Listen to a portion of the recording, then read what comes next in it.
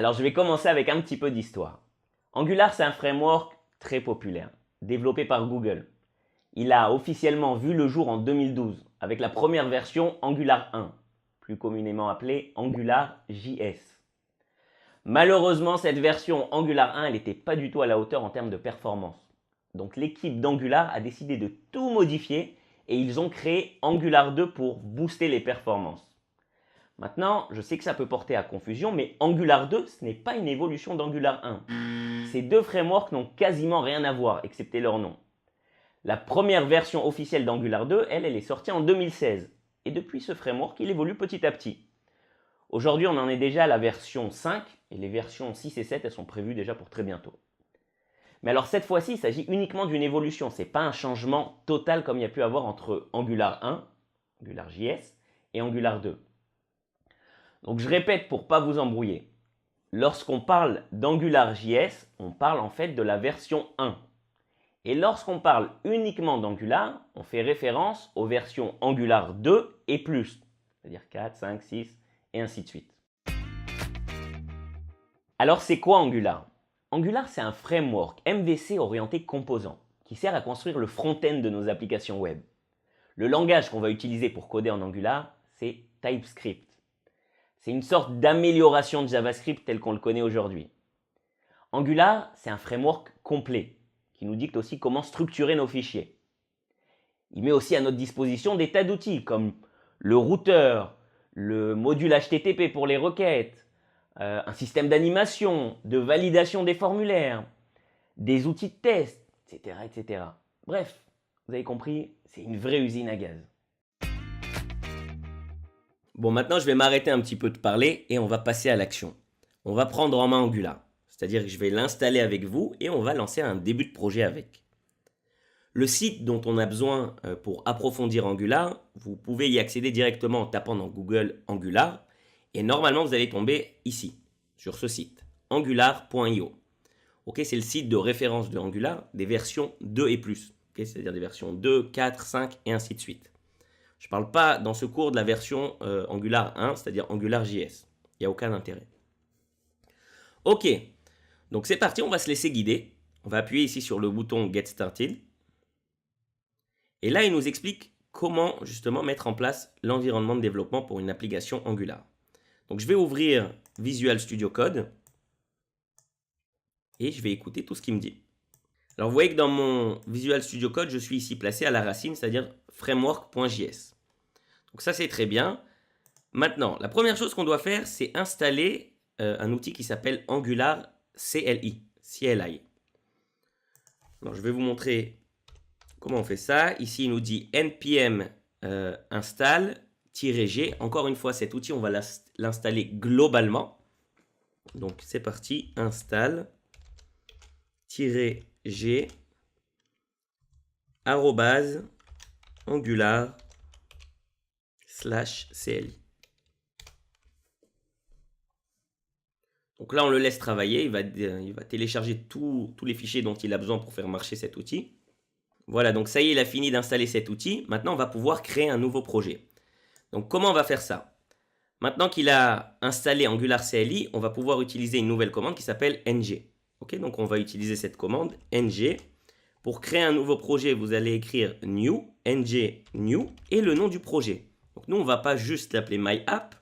Vu qu'on va avoir des projets pour chacun des frameworks, je vous propose qu'on l'appelle tout simplement myAngularApp.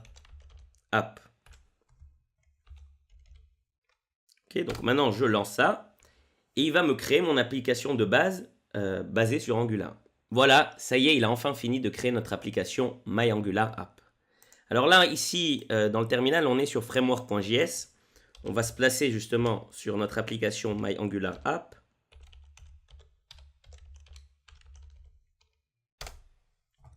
Et là, on va lancer une autre commande qui nous permet justement de lancer cette application. Quand je dis application, c'est tout un environnement de développement. Alors là, l'environnement de développement, il est encore plus fourni. Okay, je vous le dis juste pour que vous sachiez plus ou moins. E2E, ça veut dire end-to-end. Okay, c'est tout un système pour faire des tests sur votre application. Vous n'avez pas besoin de comprendre, vous pouvez le laisser et tout simplement ne pas remplir et ne pas faire de tests. Bon, je vais revenir avec vous un peu sur les fichiers de cette application. Mais déjà, on va la lancer. Donc, on va lancer cette commande ng-serve-open. ng-serve-open. C'est parti. Alors là, ça doit vous rappeler pas mal Webpack, tout simplement que tout cet environnement de développement, lui aussi, il est basé sur Webpack. Et voilà, il nous a lancé notre application Angular que vous voyez ici. Ok, donc juste pour parler un petit peu de la structure de l'application Angular, je vais aller sur le package.json. Vous voyez ici dans le package.json qu'il a installé des tas de choses. Ok, aussi bien des outils pour développement, tout ce que vous voyez ici. Okay, il y a pas mal d'outils de test. Tout ce que vous voyez, Karma, Jasmine, c'est des outils pour faire des tests, pour tester votre application. Okay, il y a pas mal d'outils intégrés à Angular. Le module HTTP, pour les formulaires, pour les animations. Bref, il y a plein de choses. Alors, comment commence une application Angular? Ça se passe ici, je vais aller dans Source, sur le fichier main.ts. Alors, vous remarquez que les extensions des fichiers, c'est .ts. Okay, c'est du TypeScript. C'est une évolution de JavaScript. Alors là encore, vous reconnaissez les modules comme on les a appris dans le cours développement moderne. Ici, ce qu'on voit, comment commence une application, elle attrape le premier module et elle le bootstrap. Ici, le premier module, il s'appelle App Module, le module qui concerne toute notre application. Pas besoin de rentrer dans les détails, mais je vais vous montrer ce module. Ici, si je vais dans le dossier App, j'ai le fichier app-module.ts et là, j'ai tout ce que contient ce module. Entre autres, il contient un composant qui s'appelle App Component. Ne vous laissez pas impressionner par ce que vous voyez là, ça s'appelle un décorateur en TypeScript. C'est pas plus compliqué que ça. Donc là, maintenant, je vais aller dans le composant App Component. Mais qu'est-ce qu'on remarque ici? Que ce App Component, il a non seulement un fichier TS, comme TypeScript, il a un fichier HTML et un fichier CSS. Là, ça commence, ça vous montre ce dont je vous ai parlé avec Angular, c'est que c'est un framework MVC. Ok, MV quelque chose. Okay, il y a pas mal de discussions sur comment ça doit s'appeler. Mais en gros, on sépare le modèle, la view, c'est-à-dire ce qu'on voit à l'écran, l'interface utilisateur, le code HTML et CSS, et contrôleur, c'est-à-dire ce qui est toute la logique de notre application. Donc si je prends le fichier app-component.ts, vous voyez ici cette séparation. Déjà, comment sont faits les éléments de notre application? Ici, il nous explique que le sélecteur de notre composant app, c'est approot. Juste pour vous montrer, si je vais dans index.html, le seul composant qu'on a, c'est ici, c'est approot. Ok. Je continue à vous montrer le fichier .ts. Le template URL, c'est-à-dire le code HTML de notre composant, cette fois-ci, il n'est pas dans le même fichier, on l'a mis dans un fichier à part. Et le voilà. Qu'est-ce que vous voyez ici? C'est tout ce composant-là. Vous le reconnaissez? Welcome to, écrit title, et là, il écrit app. Et là, vous avez vos trois liens. Donc, il y a aussi du CSS, donc là, il n'y a rien, il est vide, le fichier CSS. Et voilà, donc, vous savez quoi? Juste à titre d'exemple, je vais faire une petite action avec vous dans ce fichier pour vous montrer comment ça marche. Pour l'instant, dans notre composant app, on a juste un titre. Okay, le modèle, c'est-à-dire la data qu'on a ici, c'est juste un titre. J'ai envie de rajouter une petite fonction qu'on va appeler changer titre.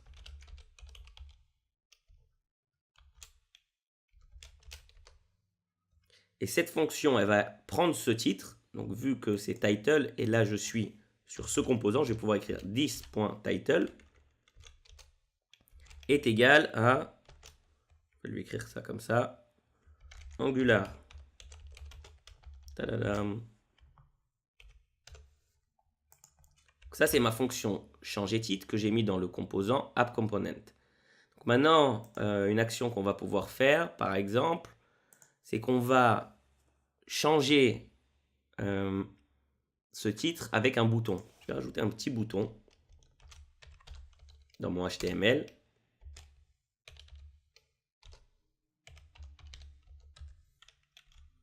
Et alors, la façon de mettre des événements en Angular, vous écrivez directement le nom de l'événement, comme ça, si Angular, en tous les cas, le supporte. Et là, je peux dire que quand il y a un clic, je lance ma fonction changer titre. Ok. On va écrire sur le bouton changer de titre. si je rafraîchis j'enregistre, regardez, ma page se rafraîchit.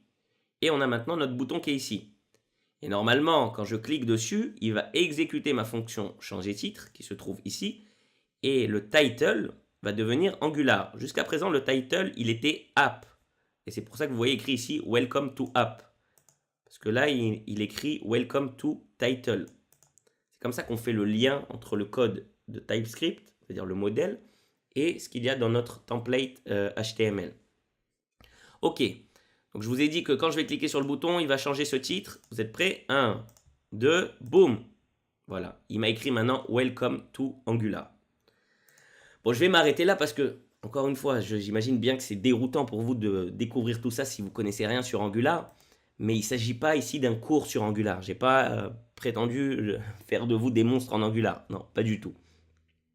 C'était juste pour vous donner un petit avant-goût, pour vous mettre un pied dedans, comme on dit. Si vous souhaitez que je fasse justement un cours approfondi sur Angular, eh bien faites-le moi savoir. Écrivez-le moi dans les commentaires de ce cours et je serai ravi de le faire. Voilà, je vous dis à bientôt.